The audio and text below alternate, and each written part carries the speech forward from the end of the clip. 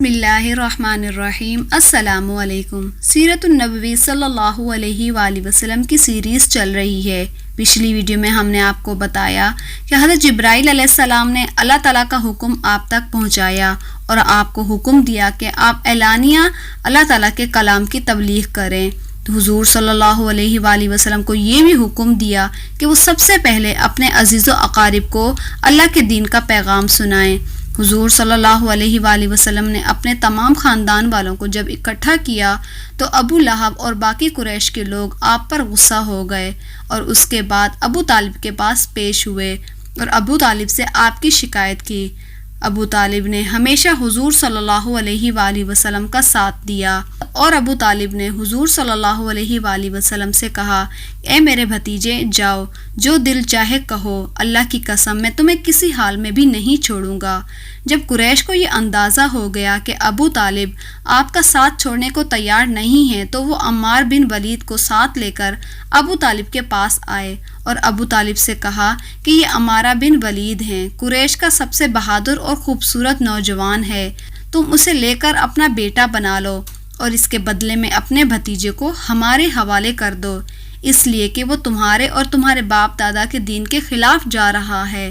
اس نے تمہاری قوم میں پھوٹ ڈال دی ہے، ان کی عقلیں خراب کر دی ہیں، تم اسے ہمارے حوالے کر دو تاکہ ہم اسے قتل کر دیں، انسان کے بدلے میں ہم تمہیں انسان دے رہے ہیں۔ قریش کی یہ بیہودہ تجویز سن کر ابو طالب نے کہا، اللہ کی قسم، یہ ہرگز نہیں ہو سکتا۔ کیا تم یہ سمجھتے ہو کہ کوئی اونٹنی اپنے بچے کو چھوڑ کر کسی دوسرے بچے کی آرزو مند ہو سکتی ہے؟ ان کا جواب سن کر مطعم بن عدی نے کہا، ابو طالب، تمہاری قوم نے تمہارے ساتھ انصاف کا معاملہ کیا ہے اور جو بات تمہیں ناپسند ہے اسے چھٹکارے کے لیے کوشش کی ہے۔ اب میں نہیں سمجھتا کہ اس کے بعد تم ان کی کوئی بھی پیشکش قبول کرو گے۔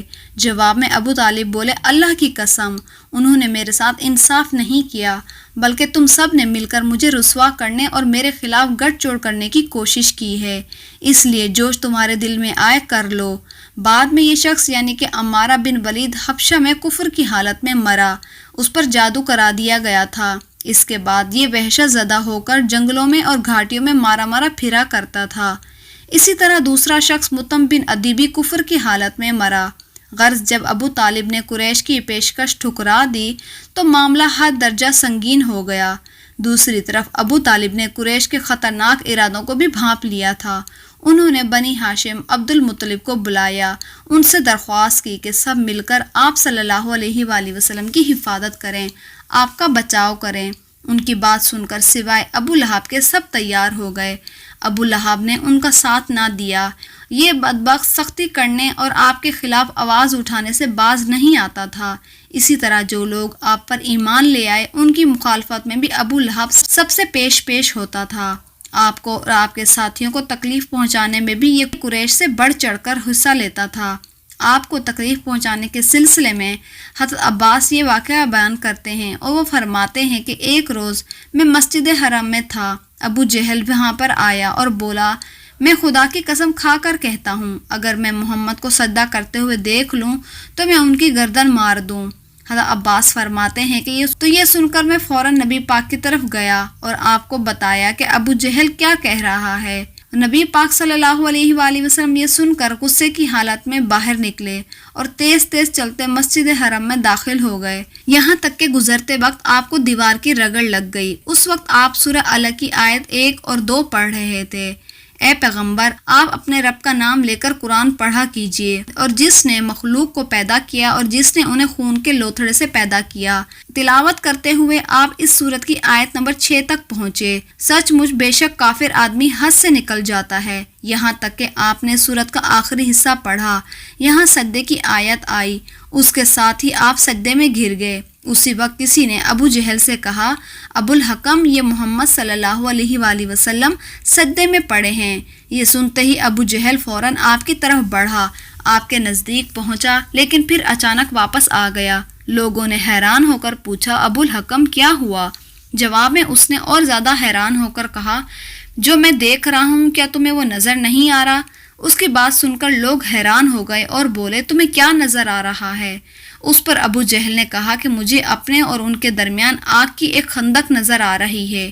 اسی طرح ایک دن ابو جہل نے کہا، اے گروہ قریش، جیسا کہ تم دیکھ رہے ہو محمد تمہارے دین میں عیب ڈال رہا ہے، تمہارے معبودوں کو برا بھلا کہتا ہے، تمہاری عقلوں کو خراب بنا رہا ہے، تمہارے باپ داداؤں کو گالیاں دے رہا ہے۔ اس لیے میں خدا کے سامنے عہد کرتا ہوں کہ کل میں محمد صلی اللہ علیہ وآلہ وسلم کے لیے اتنا بڑا پتھر لے کر بیٹھوں گا جس کا وہ بوجھ برداشت نہیں کر سکیں گے۔ جو ہی وہ سجدے میں جائیں گے تو میں وہ پتھر ان کے سر پہ دے ماروں گا، نعوذ باللہ۔ اس کے بعد تم لوگوں کو اختیار ہے کہ چاہے تم اس معاملے میں میری مدد کرو یا مجھے پناہ دو، چاہے تو مجھے دشمنوں کے حوالے کر دو، پھر بنی عبد مناف میرا جو بھی حشر کرے۔ یہ سن کر قریش نے کہا، اللہ کی قسم، ہم تمہیں کسی قیمت پر بھی انہیں نہیں دیں گے، اس لیے تم جو کرنا چاہتے ہو اطمینان سے کرو۔ دوسرے دن ابو جہل اپنے پروگرام کے مطابق ایک بہت بھاری پتھر اٹھا لایا اور نبی پاک صلی اللہ علیہ وآلہ وسلم کا انتظار کرنے لگا۔ ادھر نبی پاک صلی اللہ علیہ وآلہ وسلم بھی عادت کے مطابق صبح کی نماز کے بعد وہاں تشریف لے آئے۔ اس وقت آپ کا قبلہ بیت المقدس کی طرف تھا۔ آپ نماز کے لیے رکن یمانی حجر اسود کے درمیان کھڑے ہو کر نماز ادا کر رہے تھے۔ کعبے کو اپنے اور بیت المقدس کے درمیان کر لیا کرتے تھے۔ آپ نے آتے ہی نماز کی نیت باندھ لی۔ ادھر قریش کے لوگ اپنے اپنے گھروں میں بیٹھے انتظار کر رہے تھے کہ دیکھیں آج کیا ہوتا ہے، ابو جہل اپنی سازش میں کامیاب ہوتا ہے یا نہیں۔ پھر جو ہی آپ سجدے میں گئے، ابو جہل نے پتھر اٹھایا اور آپ کی طرف بڑھا۔